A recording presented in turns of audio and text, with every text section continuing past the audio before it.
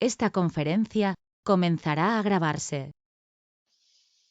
Hola, les doy la bienvenida. Soy Carolina Lopazo, su Master Trainer, y la verdad que estoy muy contenta de poder estar acá, si bien son circunstancias especiales, pero poder estar compartiéndoles nuevas herramientas con respecto a lo que tiene que ver con el manejo del estado interno.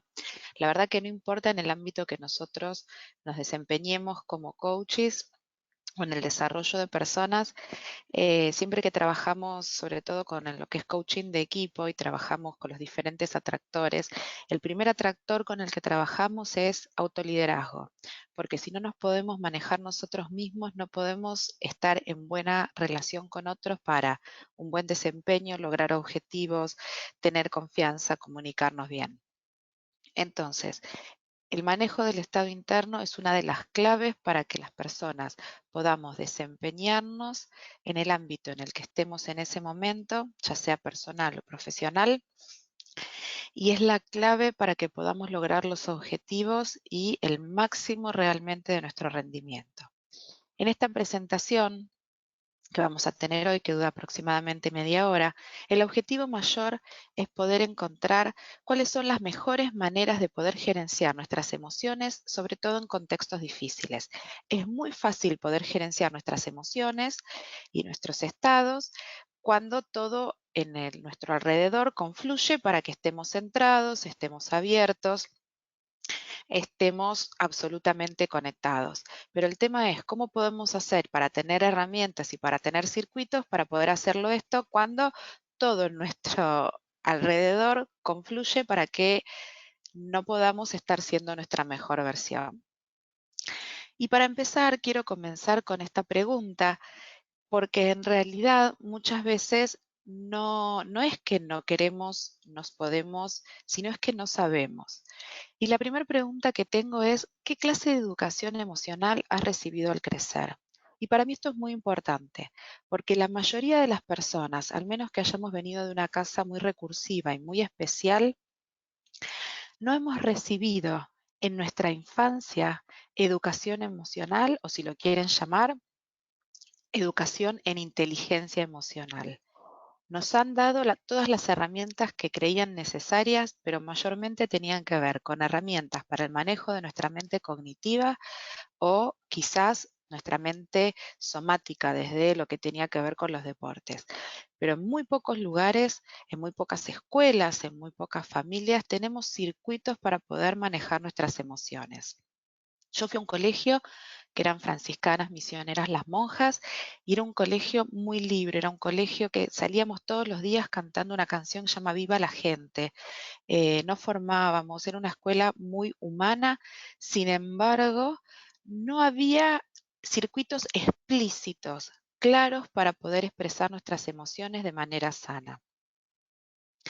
Piensen que la mayoría de las personas tenemos reglas que traemos de los sistemas a los que pertenecemos.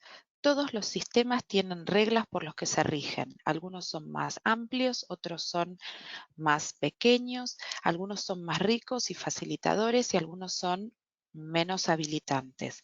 Entonces, dependiendo de los sistemas en los que crecimos, piensen que en los primeros 5 a 7 años de vida es donde se establece los mayores circuitos de cómo vamos a manejarnos en el resto de la vida.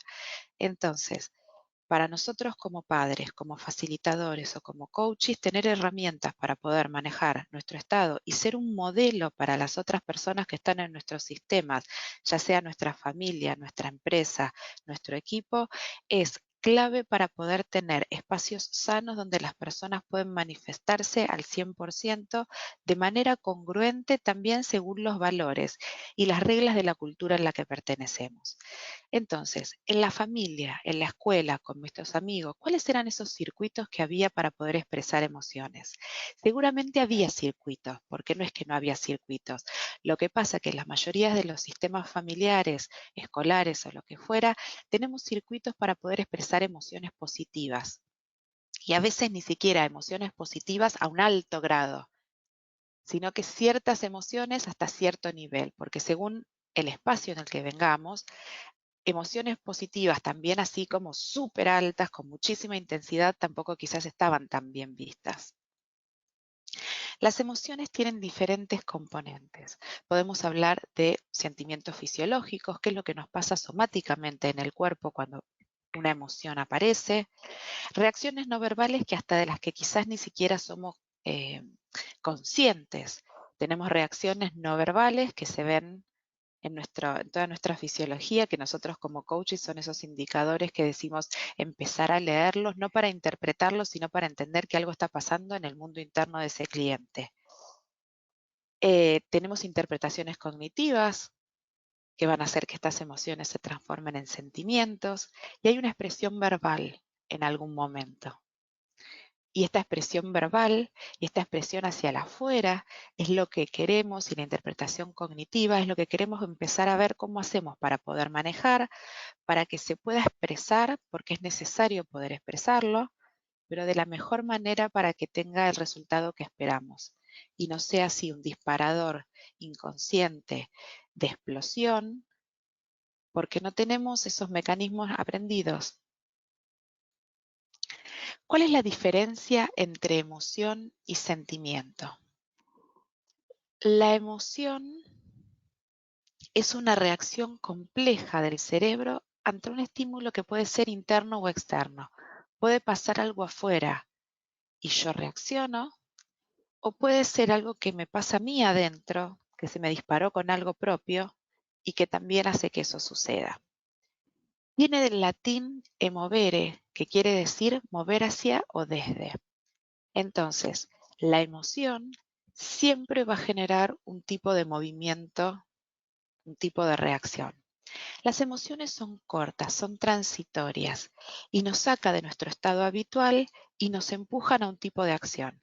Entonces, si nos van a empujar una acción, lo que queremos es que nos empujen a una acción, volvemos a decir, que sea ecológica, que sea congruente y que después no me haga sentir mal por cómo reaccioné. Y en general nos sentimos mal porque no hemos, vuelvo a decir, adquirido circuitos sanos para poder expresarlas. Si reprimimos las emociones, se van a estancar en nuestro sistema. El problema es que cuando se estancan en nuestro sistema porque no tenemos la manera de poder procesarlas, de poder trabajarlas y de poder encauzarlas, de alguna manera se van a manifestar. Para los que no han leído, les recomiendo el libro La enfermedad como camino, y uno de los preceptos principales que dice es: cuando cognitivamente no podemos resolver una situación, nuestro sistema físico necesita resolverlo. ¿Y cómo salen al mundo? A través de algún tipo de síntoma. Entonces, primero, lo que no queremos es, sobre todo en momentos de crisis, que tenemos miles de disparadores internos y externos, que las emociones se conviertan en un disparador constante de emociones negativas, y no, lo que no queremos es decir, bueno, no pasa nada, estamos todos bien, yo tengo que ser la que tengo que mantener la familia, porque también, dependiendo del lugar en el que hemos ocupado en nuestro sistema, hay personas que son los que se encargan de sostener a todos. Entonces, si las reprimimos, se van a estancar y de alguna manera se van a tener que manifestar. Vuelvo a decir, encontremos circuitos para que se manifiesten de manera positiva. Son muy intensas a veces, pero no duran mucho tiempo. A diferencia de los sentimientos, dice Humberto Maturana, son una emoción que se ha transformado porque hemos tomado conciencia de ella. La diferencia entre emoción y sentimiento es que la emoción se dispara y es breve. El sentimiento es la interpretación que yo le voy a dar una vez que soy consciente de esa emoción. Entonces, ¿qué es un sentimiento? Es la suma de una emoción más un pensamiento cognitivo. Tengo una reacción fisiológica a algo que sucede, volvemos a decir, interno o externo. Le agrego un componente cognitivo, le doy sentido con algún tipo de componente subjetivo y se genera esa emoción, ese sentimiento. El problema es que etiquetamos y nos etiquetamos al emitir un juicio, y ahí se genera un sentimiento que, si no tenemos la manera de poder resolver esa emoción, vuelvo a decir, sanamente, lo más posible es que el sentimiento sea negativo. Y van a durar todo el tiempo que estemos pensando en ello. Entonces, la manera es cómo encontramos maneras de pensar sobre nuestras emociones que nos permitan resolverlas y poder seguir adelante. ¿Cómo hacemos entonces para poder gerenciar de manera generativa? Y van a escucharnos a nosotros que hace años que estamos hablando esto de generativo y regenerativo, y en un próximo webinar vamos a explicar por qué. ¿Cómo podemos hacer para gerenciar nuestras emociones de manera que generen efectos positivos en nuestros sistemas? Empezando primero por nosotros mismos para después a todos los diferentes sistemas a los que pertenecemos. Generando claridad. La claridad es en todos los ámbitos de la vida lo que hace disipar esos fantasmas y nos puede enseñar qué recursos necesitamos para poder crear el tipo de experiencia que nosotros queremos. Hay diferentes autores que hablan de diferentes tipos de emociones básicas. Yo he elegido estas: la tristeza, la alegría, el enojo, el miedo, la anticipación, la confianza y la sorpresa. Fíjense de todas estas que tenemos dos que son positivas, que son la alegría y la confianza. Tenemos dos que depende de cómo las trabajemos, son neutras y pueden ir para un lado o para el otro, que es la anticipación y la sorpresa. Y después tenemos miedo, enojo y tristeza,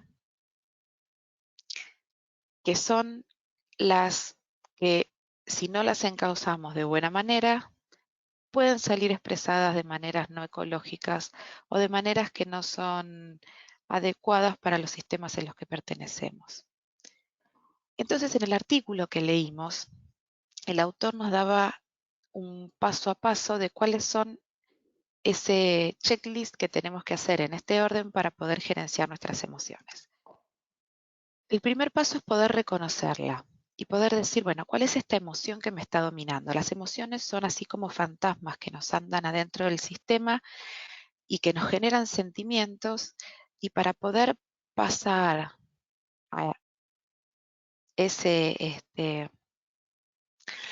a ese proceso de poder manejarla, lo primero es poder decir, bueno, ¿cuál es esta emoción que me está dominando en este momento? Es parar la pelota, dar ese paso hacia atrás, respirar y ver cuál es esa emoción. Después es poder entenderla, pero para mí lo importante de entenderla no es analizarla, porque piensen que si la analizamos, la vamos a analizar también de nuestro modelo del mundo limitado, que fue el que nos generó el problema. Entonces no es analizar y sobreanalizarnos y enroscarnos en un espiral cognitivo de qué me pasa, por qué pasa, etcétera, sino poder entender cuál es la razón que causó. Y para mí la razón es cuando hablamos cuál es el disparador.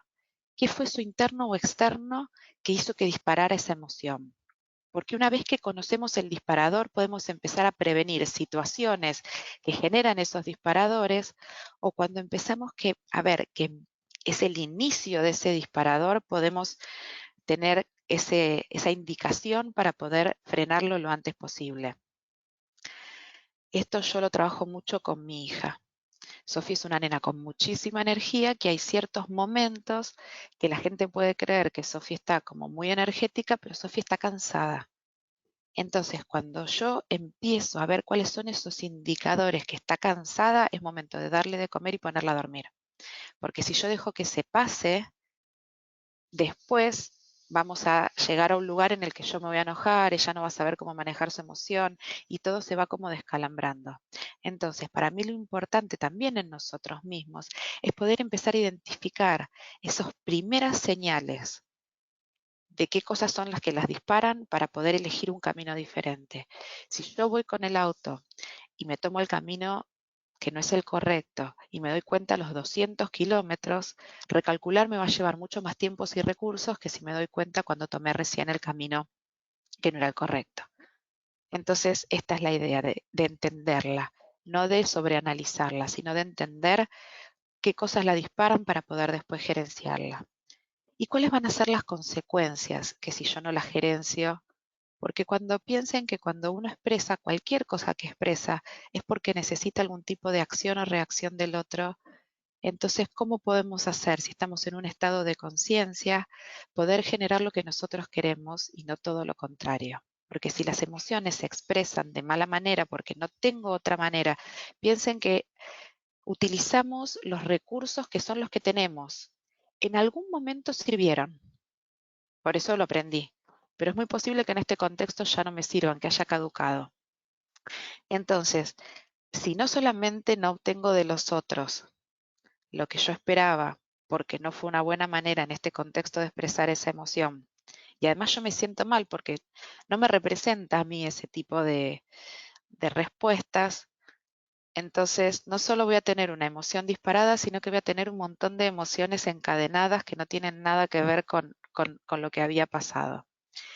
¿Y cuál es el valor detrás de la emoción? Recuerden que nosotros trabajamos mucho con esta idea de que detrás de todos comportamientos, emociones, acciones disfuncionales, hay un valor por detrás que aprendió en algún momento histórico a ser representado de esa manera. Entonces, eh, en este nuevo contexto, quizás esa manera de ser expresado no me sirve, pero cuando encuentro el valor puedo reencauzar esa energía de una manera que sí sea funcional para este contexto. En general, cuando les preguntamos a las personas, ¿qué valor hay detrás? ¿Qué te da de bueno el haber hecho eso? O ese sentimiento negativo en el cuerpo, en general te dicen nada, ¿por qué? Porque asociamos el no poder conseguir lo que yo esperaba conseguir con esto que me está pasando. Entonces, yo siempre explico a los clientes que uno no hace nada, ni siente nada, ni piensa nada que no me sirva. Lo que pasa que la manera que lo estoy haciendo es lo que no es funcional. Si yo pudiera ver esa emoción negativa, ese comportamiento negativo o ese sentimiento negativo, no como un enemigo, sino como un amigo, ¿cuál es el mensaje que me estaría trayendo? Y necesitamos sentarnos, amigarnos con eso, y en general tenemos algún espacio que tiene que ver a grandes rasgos con todo lo que podamos nombrar dentro de lo que es el espacio de motivación o de protección. Entonces, cuando encontramos el valor, ahí podemos reencauzar esa energía con comportamientos que sean adecuados para el contexto en el que estamos. Lo próximo es nombrarla.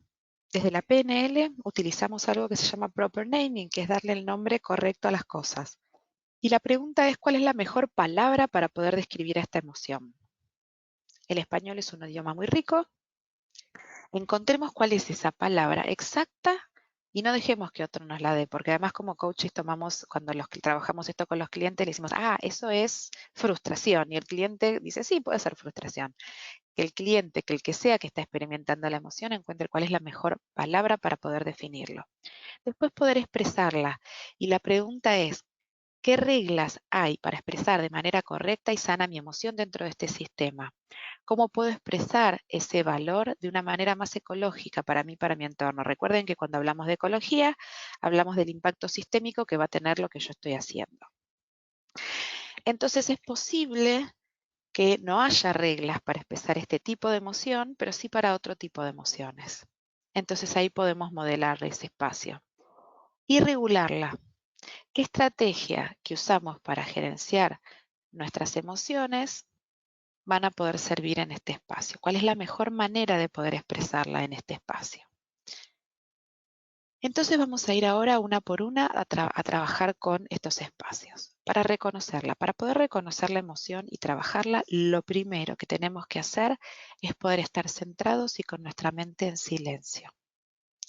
Y sobre todo en espacios como los que estamos ahora, de cuarentena, encerrados, aunque sea en un espacio grande, no solemos pasar tanto tiempo con esta gente, ni en este espacio, ni haciendo las cosas que estamos haciendo. Entonces, la clave para poder estar recursivos, y a veces somos los únicos que en el espacio en el que estamos somos los que tenemos los recursos para poder ser modelo y trabajar con los otros, para poder estar centrados y hacer lo que cada uno haga. Hoy en día están recomendando mucho y sirve mucho los ejercicios de respiración. Después, si quieren, les comparto un ejercicio cortito de 5 minutos de Gaia TV de respiración.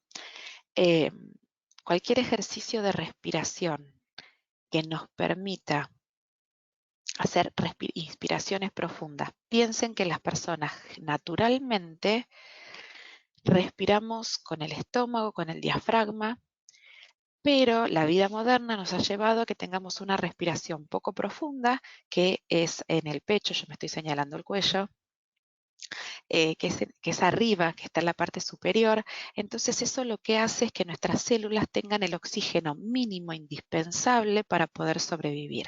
Cuando hacemos ejercicios de respiración, lo que nos permite es que todo nuestro sistema esté absolutamente oxigenado para poder tener la mayor cantidad de recursos al momento de tener que enfrentar diferentes situaciones.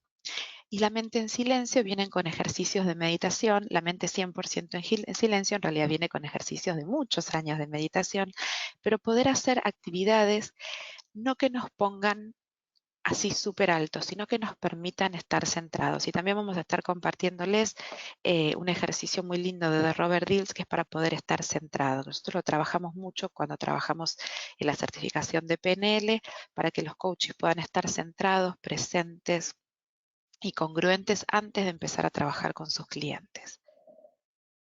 ¿Cómo podemos hacer para empezar a estar centrados? Es trabajar con nuestra postura, más allá de los ejercicios de respiración. Hay veces que estamos tan afuera que cualquier cosa que queramos hacer no puede entrar. Piensen en esto que hablamos de la conexión cuerpo-mente. Entonces, si no podemos aquietar la mente, trabajemos con el cuerpo. Lo primero que tenemos que hacer es adoptar una postura derecha. ¿Qué es lo más fácil de hacerlo? Es buscar una pared y apoyar toda mi parte posterior con la pared.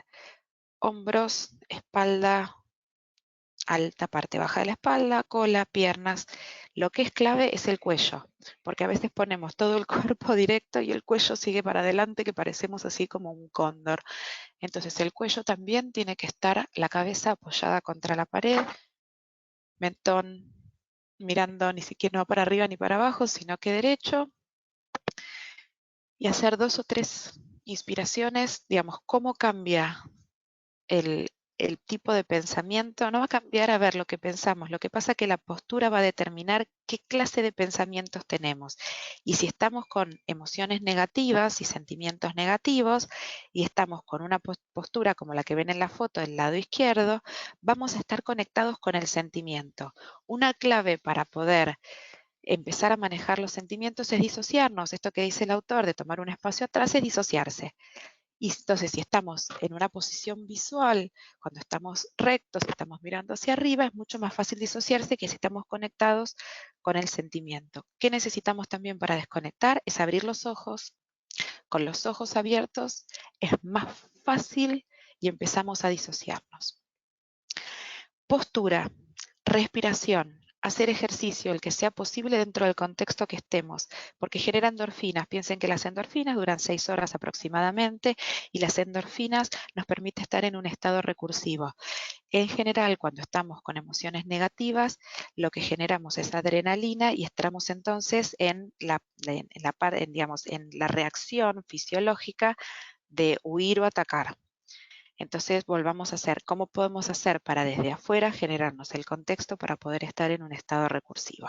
Alimentación, cuanto más productos y menos comida comemos, tendemos a generar hormonas que no son las más adecuadas, muchos procesados, mucha azúcar refinada, etcétera, y conectar con lo divino, lo que lo divino sea para cada uno de ustedes. Para gente puede ser rezar, para gente puede ser meditar, para gente puede ser cocinar, para gente puede ser trabajar con las plantas. Pero todos los días, cada 6 horas aproximadamente, hacer algún tipo de actividad que nos conecte con lo que nos hace sentir vivos, con algo más grande que nosotros mismos y nuestro espacio en el que estamos en este momento.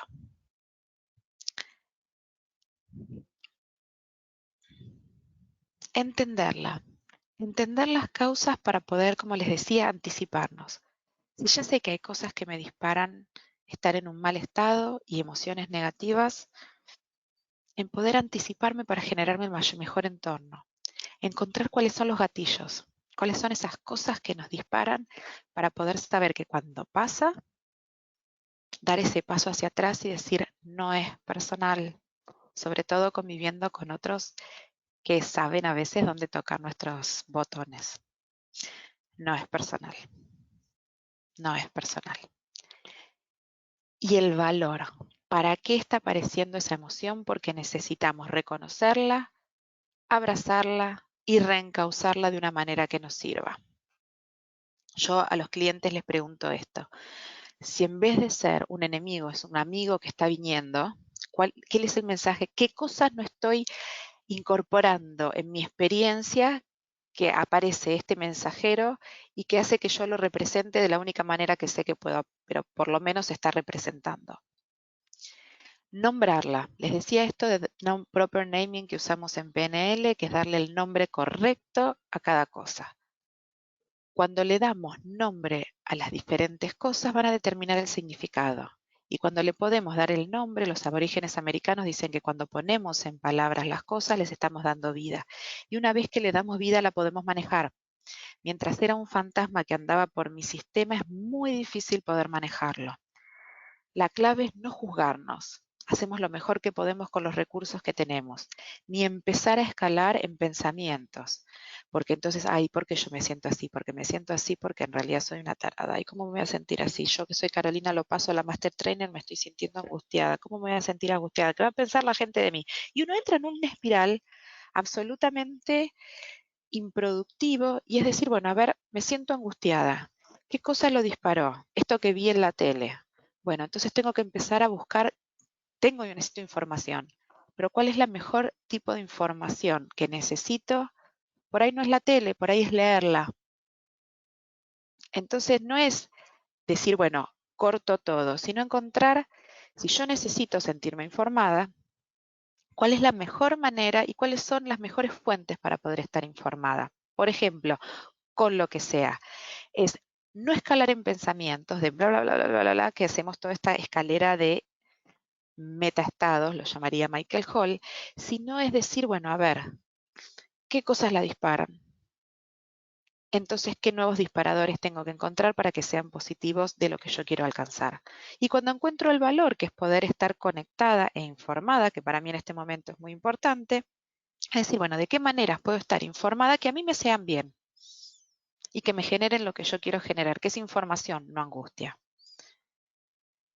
El autor el autor del artículo, ha desarrollado esta herramienta que yo la uso bastante, que es el medidor de emociones. Para los que la trabajan en inglés la pueden buscar en internet. Acá hemos hecho la mejor traducción que podíamos, con un montón de adjetivos que a veces es como complejo, que se llama Mood Meter. Y él lo que trabaja, y es muy interesante, es con respecto a emociones, con cuánto placer nos generan. Entonces tenemos las que nos generan mucho placer o las que nos generan poco placer. Y con respecto a la clase de energía con la que se manifiestan, una baja energía o una alta energía. Entonces, por ejemplo, cuando estoy estresado, cuando estoy choqueado, cuando estoy en pánico, son emociones que nos generan poco placer y que se manifiestan con mucha energía. Entonces, empezar a reconocer en qué estado estamos, también lo que nos va a permitir es poder encontrar cuál es el circuito para poder volver. Porque si yo estoy en pánico, no le puedo decir a las personas, bueno, ponete optimista, que todo va a estar bien, sino que necesitamos primero pasar a una emoción que sea de poco placer, pero de baja energía. Entonces, si estoy en pánico, puedo pasar a estar un poco pesimista. ¿Qué necesito para empezar a bajarla? Para después poder estar relajada, para después poder pasar a estar optimista. No podemos pasar en shock de una de alta energía a una de alta energía positiva.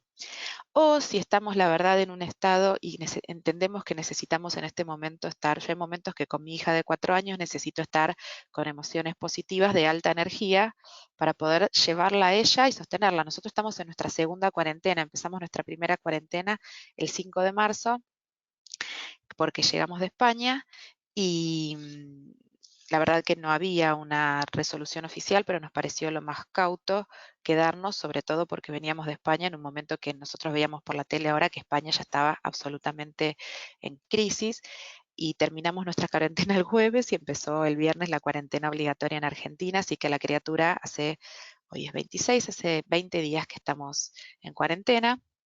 Y hay veces que necesito estar así como porrista alegre y súper excitada y energizada para poder ayudarla a ella que gaste energía, y después necesito empezar a bajarla a emociones positivas, pero que sean un poco más bajas porque necesito ponerla a dormir.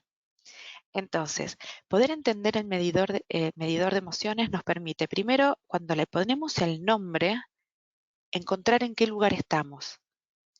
Y encontrar entonces, bueno, a ver, ¿qué hago para no poder llegar a esa? Para poder dar un paso hacia atrás primero, para poder estar un poco más bajo.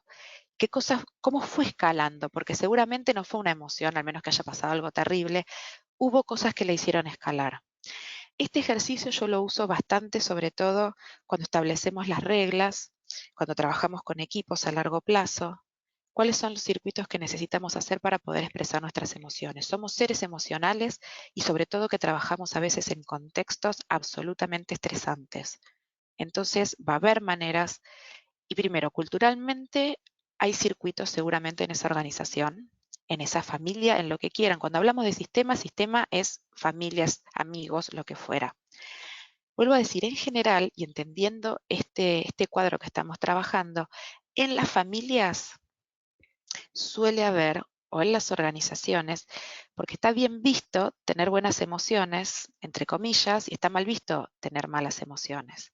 Lo que pasa es que muchas veces esto, a ver, hay gente que lidera desde este lugar y piensen de qué bueno, cuántas cosas buenas sacas desde la gente. Pero hay veces que hay, por ejemplo, hay familias, hay sistemas que hemos aprendido que está bien expresar emociones, pero hasta cierto grado. Tampoco está bueno estar así como súper excitado, entonces tipo baja un cambio, o sea, ya te fuiste de mambo. Piensen, y yo una vez lo leí hace mucho tiempo, yo era muy chica, todavía no tenía hijos, y decían que cuando un bebé llora y la mamá le dice, bueno, basta, basta, ya pasará, tranquilo, tranquilo, tranquilo, en realidad desde que somos muy chiquitos, uno lo hace desde el bien, ¿sí? Pero uno no se da cuenta que le está diciendo, no está bien expresar tu emoción, tranquilo, tranquilo, tranquilo, basta, basta, basta. Y en general, el problema de expresar las emociones no tiene que ver con el que las expresa, sino que el que las recibe, el que está ahí, no sabe cómo hacer para manejar esas emociones.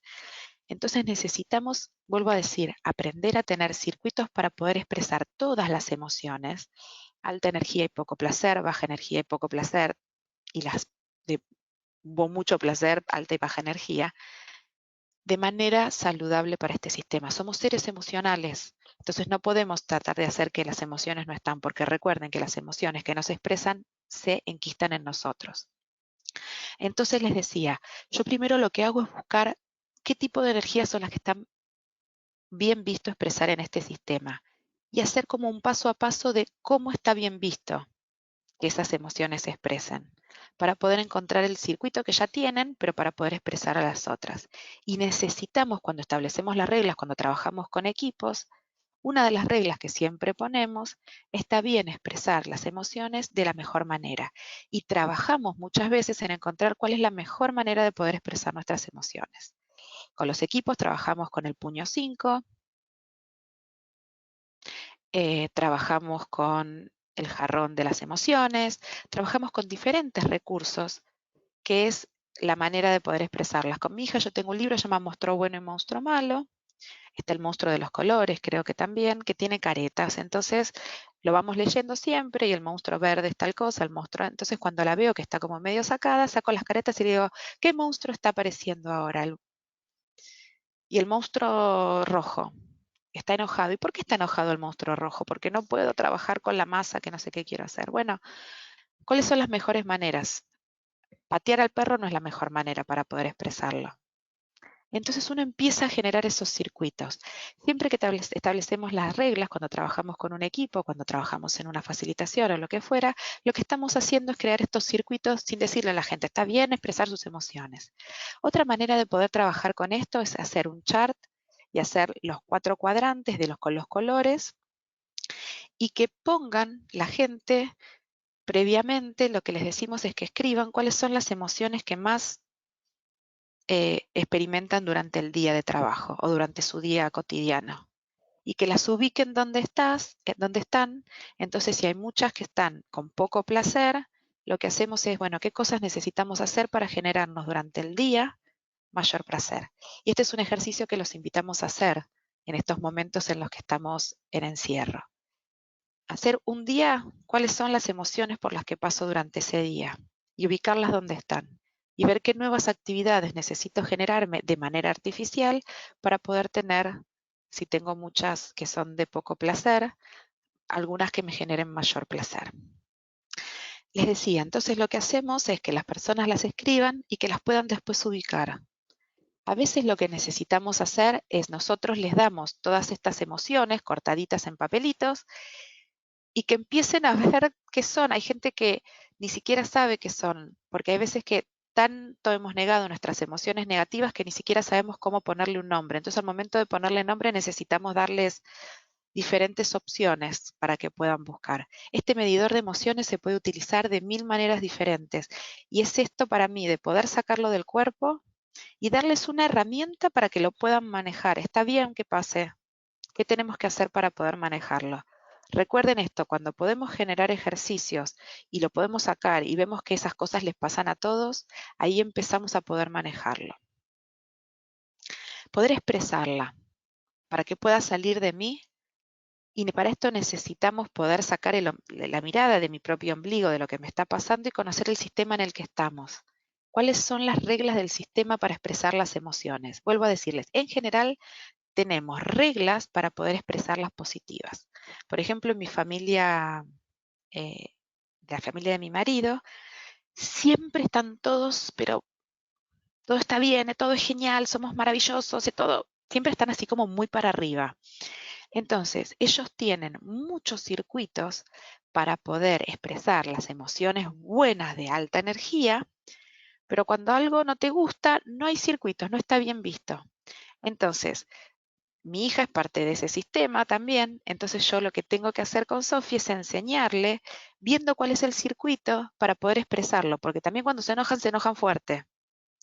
Entonces hay veces que es esto de poder ver, bueno, ¿cómo puedo hacer que las emociones también las pueda expresar de manera positiva, pero con una energía que sea la energía también propia? A veces pasan cosas que no son tan graves para que tengan tanta energía. Este medidor para mí es clave para poder empezar a entender y trabajarlo con adultos y con niños. ¿Cuáles son las reglas del sistema? Entonces les decía, para poder expresar las emociones, ¿cómo podemos ampliar ese sistema generando circuitos para poder expresar todas las emociones que aparezcan para poder ser reconocidos integralmente dentro de ese sistema? ¿Cuáles son los recursos nuevos que necesitamos? Piensen que los sistemas son como una esponja. Si de repente les pongo demasiado estímulo y demasiadas cosas, va a chorrear agua. Cuando un sistema lo quiero cambiar de golpe, se suele cerrar. Entonces también piensen qué recursos necesitamos para poder de a poco ir introduciendo el cambio dentro de ese sistema. Y regularla.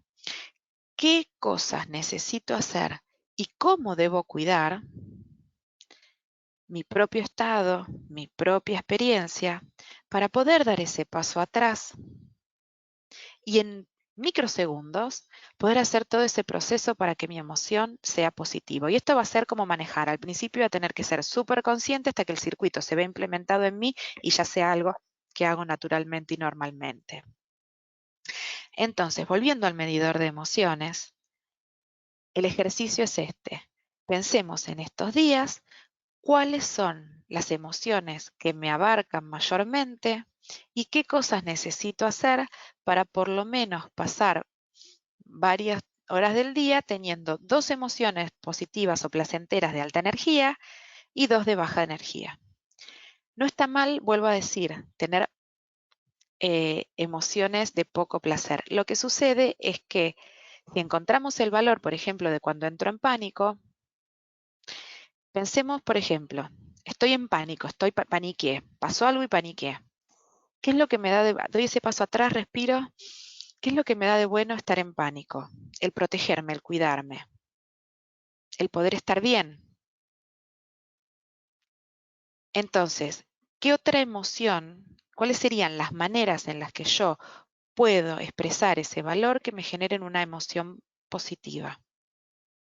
Y ver qué es lo que realmente está pasando y qué cosas necesito hacer para poder estar protegida, estar cuidada los próximos 15 días. En mi caso es que Sofi tenga todas las cosas que necesita para poder estar bien, ya sea desde comida, desde juguetes, desde conexión con sus abuelos o su otra familia, desde horarios, desde todas sus necesidades. Y yo también. Entonces yo tuve que empezar a levantarme muy temprano, 5 de la mañana, para poder trabajar y poder hacer mis rutinas, para que cuando ella se levanta a 9:30, 10, yo poder estar plenamente con ella para poder acompañarla. Es eso, y yo también me duermo temprano. Entonces, cuando pude hacer ese circuito, ya no estuve más en un estado muy nervioso, que no sabía qué iba a pasar. Compré todo lo que necesito para mis necesidades de comida. Yo como sin gluten y un montón de cosas, entonces no es tan fácil ir a cualquier supermercado y ya está, bajó. Pero si yo no hacía todo ese proceso cognitivo de centrarme, de ir para atrás, etcétera, iba a estar todo el día en pánico porque no sabía si, además piensen, necesidades básicas, pirámide de Maslow. No podemos hablar de autorrealización si no tenemos las necesidades básicas, sobre todo en estos momentos de incertidumbre, cubiertas. Y volvemos a las emociones básicas. Si pudiéramos encontrar cuál es la intención positiva, el valor detrás de la tristeza, es poder conectar con lo o los que queremos. En general uno está triste porque siente que ha perdido algo. La alegría es para recordarnos las cosas que son importantes. El enojo nos sirve para poder luchar y sobrepasar los obstáculos. El miedo para protegernos de las cosas que aparecen de afuera que son peligrosas.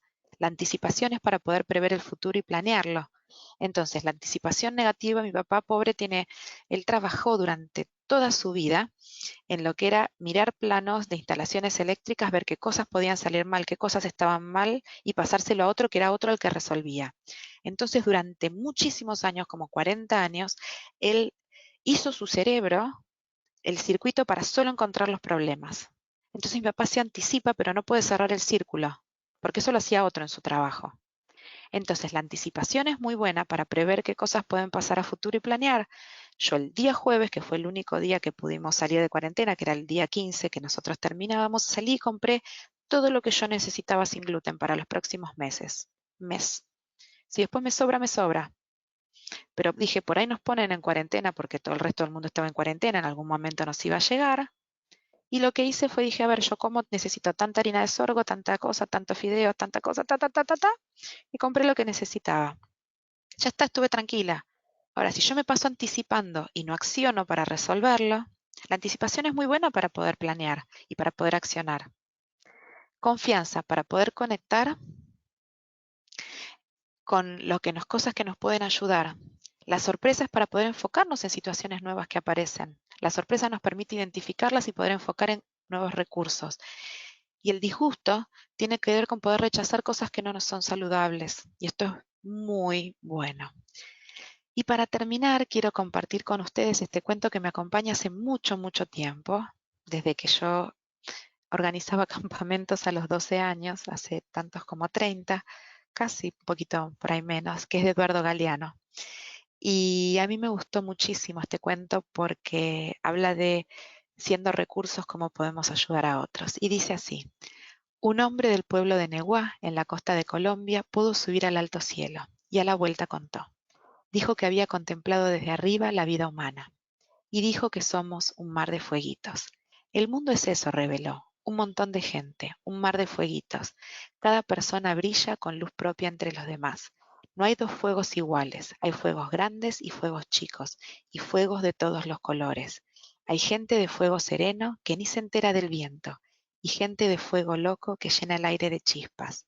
Algunos fuegos, fuegos bobos, no alumbran ni queman, pero otros arden la vida con tanta pasión que no se puede mirarlos sin parpadear y quien se acerca se enciende. Seamos en este momento fuegos con chispas alegres y con chispas muy, muy llenas de energía para poder encender de recursos y poder acompañar a toda la gente que queremos en estos momentos. Un abrazo enorme y muchísimas gracias por estar ahí, y mañana y pasado les vamos a estar enviando ejercicios. Muchas gracias.